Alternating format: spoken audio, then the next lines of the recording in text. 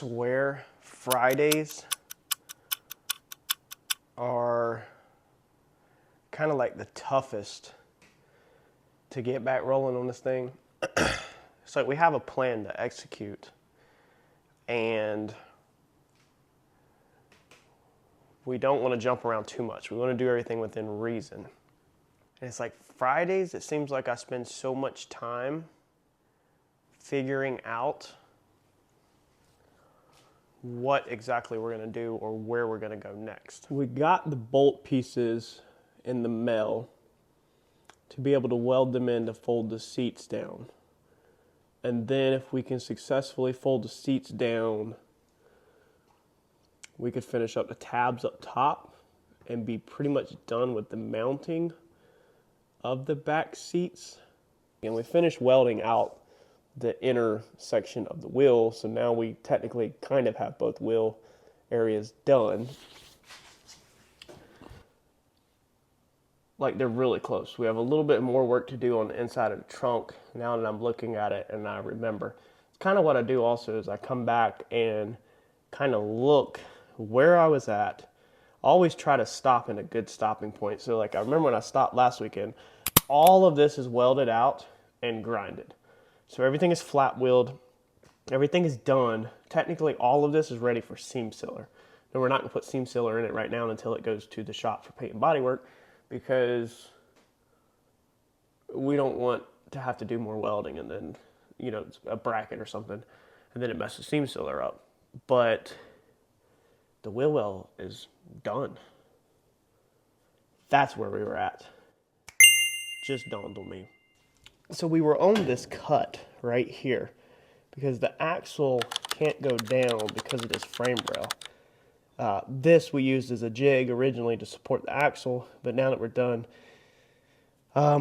we are ready to cut these ends of these frame rails off. Now I cut this with a cutoff wheel, but I needed sawzall blades to cut all the way through that. And I want to get this cut so that this rear end can move up and down and we can put the wheel on, and then we can put the outer fender on. Putting these outer fenders back on will get it so that we can start working these front areas whenever we want to. We don't have to worry and stress ourselves so much about that because that doesn't affect upholstery. And the goal right now is to make sure that the interior of this thing is 100% ready for upholstery for when my upholstery guy calls and says, hey, bring it. But we do kind of want to maintain working backwards to the front so that we can basically have some stuff finalized. There's still a lot of detail that needs to be done, especially back here. If you recall, if you were around when we did all of this, we didn't fit this up 100%. We did it 70%, 75%. Still a lot of fit up and tweaking that needs to be done to this trunk lid. So I've been wondering is, should we completely fit up this trunk lid and completely finish out this trunk before we move forward? Literally the only thing that's left in here is little tiny 1/2 inch by 1 inch triangles for up top. So that is nothing. Like, we can literally weld these up really quick. And besides that, I feel like a lot of this is done. I'm almost curious, do we just keep our nose in the grindstone and work back here before we jump somewhere else? Or do we go and move forward with something else? Now, personally, I really want to go to these front seat pans and put the front seats in. But to do that, we're going to be going back into cutting flat sheet, bead rolling flat sheet, bending, putting in cross supports, floor structures for the seats, and then bolting in the seats. Once we get seats bolted in, then we're going into measuring for the steering column and the brake pedals and stuff.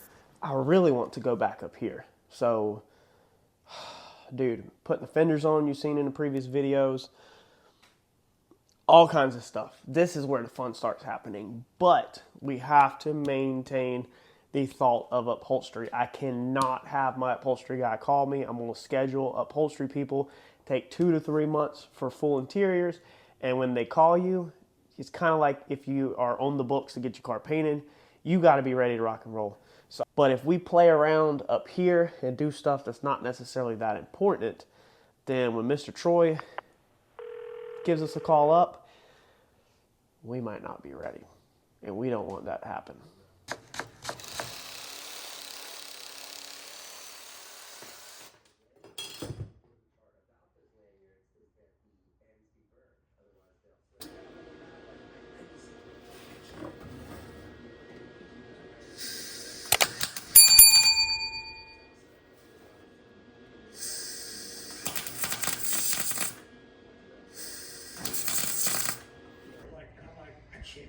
I hate talking to you. Like, the worst part of this podcast is when I have to do something really fucking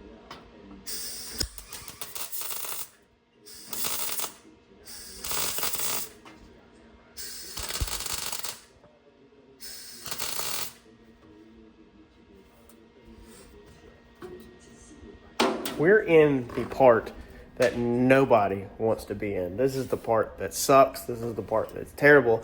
And this is the part that you really should consider if you're going to take, even thinking about taking on a project like this with this much metal work. It's all the little stuff that nobody hardly sees, nobody cares about, but you got to get it done, or on the back side, it's going to be terrible overall appearance.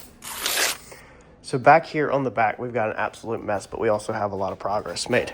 So coming in here, we have all these patch panels, okay, done up, like this patch panel right here that we had to do, patch panel over there. We've got this whole seam welded out. We've got all of the edges welded out around here. We've got this edge right here completely welded out, flat wheel, smooth. It looks amazing, okay? We've got our corners welded out right there. The little patch panel, everything's grinded out, everything's done. Moving out here though, I went and cleaned out these tracks because this was left over all the way from the original car. So all of this mess that you see right here, everything all over the floor, this was this upper track right here that nothing come out of. I actually had to take a flathead screwdriver and hammer and clean it out in here. So nothing's rusted through. We got lucky on that. We need to take a wire wheel in here, rust treat it, and then it'll get etching primer and all that with the car. But that's pretty much cleaned up. So I'm literally forcing myself to do things that I don't want to do. So looking at this, we tried our best when we did all this, when we did this back lower piece, when we built these corners, we tried our best to do the fit up 100%. Now the car was still moving around just a little bit, but we did a pretty good freaking job. So from the factory, these things never had the greatest gaps on them. The curves don't exactly match perfect, obviously. Now a lot of hot rodders or high-end builders spend a lot of times panel gapping. However, I've decided that with this one, being I have so much time into modifying this thing, and being whenever you look at this thing, it's just going to be a whole different monster, being on mud tires, bagged, a diesel engine, chopped up, shortened. There's going to be so much to take in that I don't feel like for us that we need to spend too much time matching the gaps. I just feel like it's a detail that's overkill for us. I think we can lean a little bit more towards traditional hot rodding, which would not be the over top extreme gap fitting. You know, the guys that traditionally just chop the top and cruise them or whatever. I think I'm falling more in love with that style and not the perfection of over top builders like a lot of people have grown to start doing nowadays.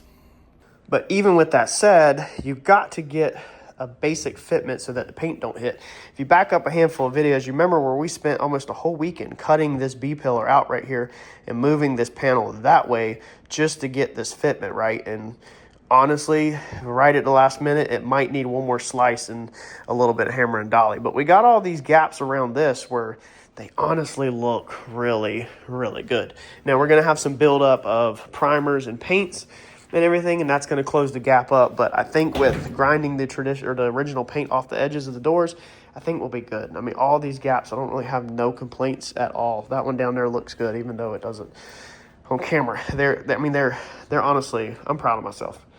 But this gap up here, I'm happy with. I think by the time we strip the paint on the edges and then build our new primer up and paints, I think we'll have an acceptable gap there. This gap over here, I'm honestly happy with. I'm not displeased with that gap at all. I can roll with it. The corner is a little bit tight. We discussed this whenever we did this video, that this stuff might have to get grinded out and fine-tuned at the last minute.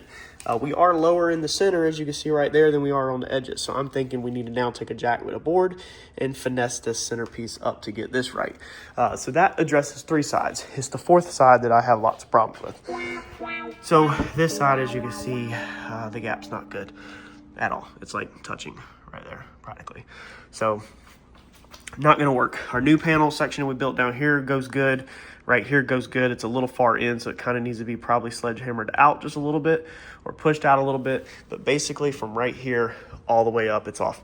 So I drew this line. I think what we're gonna do is we're gonna rip this thing with a cutoff wheel, okay? And then just hammer and dolly it in. And I think we're gonna have it.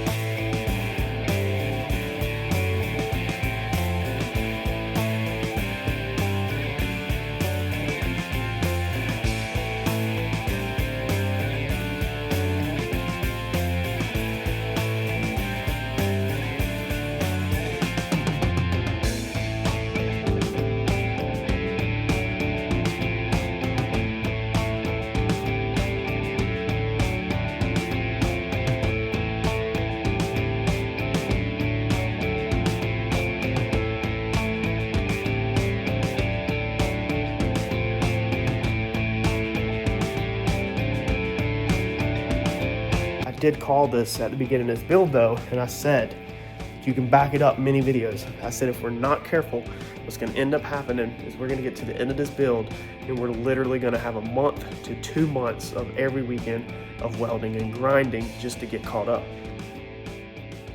So I got all of this back right. Where's my mixing stick? So we got pretty much mixing stick gaps in here, which is what I want. It gets a little tighter up here, but I was trying to kind of match this over here. So we have mixing sticks here around the tail lights, and then as we move up, like I just said, it gets a little tighter and then it don't go. So I've got it actually really symmetrical, which is cool because, you know, like I said, these things weren't perfect. I did cut through on here. I made this cut, I tacked it right there, but I left this cut open.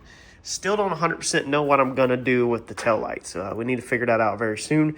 I just said either in the previous video or a couple minutes ago, I don't know how this edit's gonna fall, that this could be a little off. So until I finalize this, I don't wanna waste my time welding all of this up, grinding this out, just to end up coming through here and cutting this out.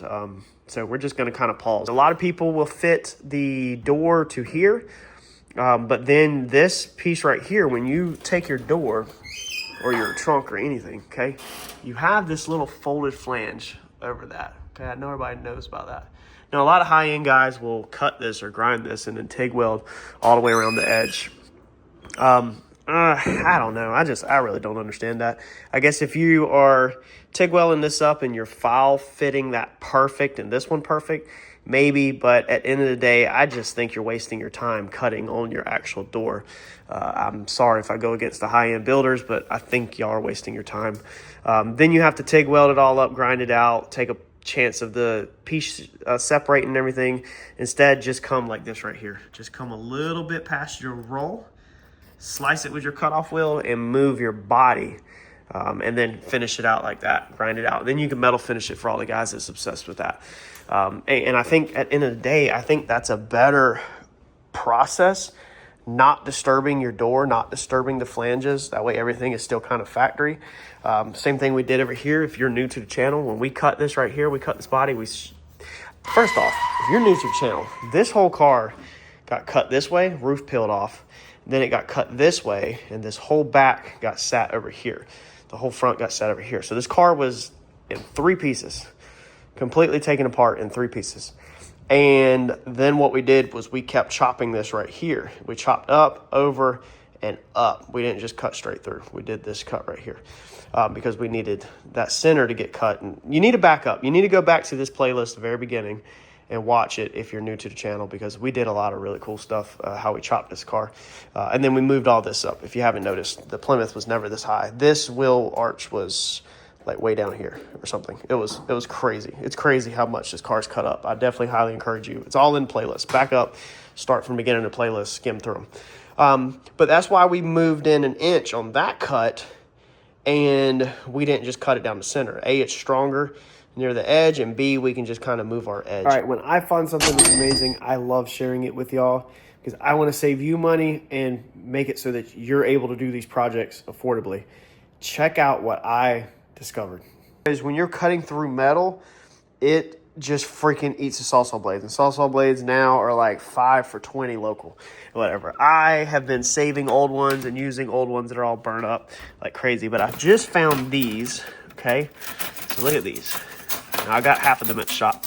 But this shows you that I'm not lying. Look, this is my sawzall blade collection. I mean, y'all let me know in the comments if you do the same thing.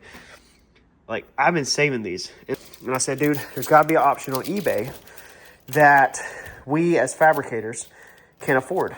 So sure enough, I ordered these. These were, what were these? 25 sawzall blades for $30 is what I paid. It was a L word, Linux or something brand. I'll put it across the bottom of the screen right here, what you should type in on eBay. As you can tell, they're unbranded. There's like no paint on them. It looks like it's some kind of like bluing or the coating that just comes on steel. Me and Eddie were looking at these when they come into metal, like they fingerprint like that. Okay, so if anybody knows what's on them, let me know. You can see the oils from your fingers, they on them, so they're not branded. All right, and I was like, well, dude, 30 of them for freaking, or 25 of them for $30 is really good compared to what you pay for local. And look, this is what like I've been doing. I've been saving this stuff and just trying to reuse it and pulling my hair out. So I just cut this off. All right, I just cut that off. Now the right side I did with a cutoff wheel, left side the sawzall blade. That way the sawzall blade don't have so much work. But that's still 1/4 inch steel, as you can see, pretty much the whole entire run on one side. All right, look at the teeth on that. Look at them teeth. Look at that. That is great. If you've used sawzall blades and you know how fast they freaking dole out, that thing just cut. I mean, it's slow going because it's freaking 1/4 inch steel, but it just sliced right through it. You know who you are.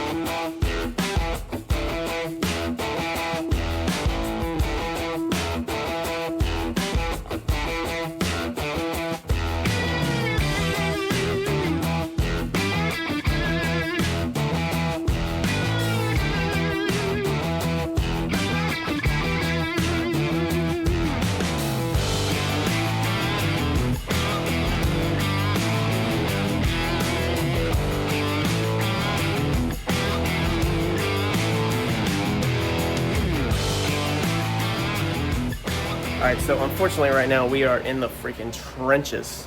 This is not what I wanted to be doing at all. This sucks. You have to keep the garage open. It's hot. I feel like back in the day when I used to work outside, I got so used to the air conditioner. But there's some stuff you're doing you can't just do in the air conditioner.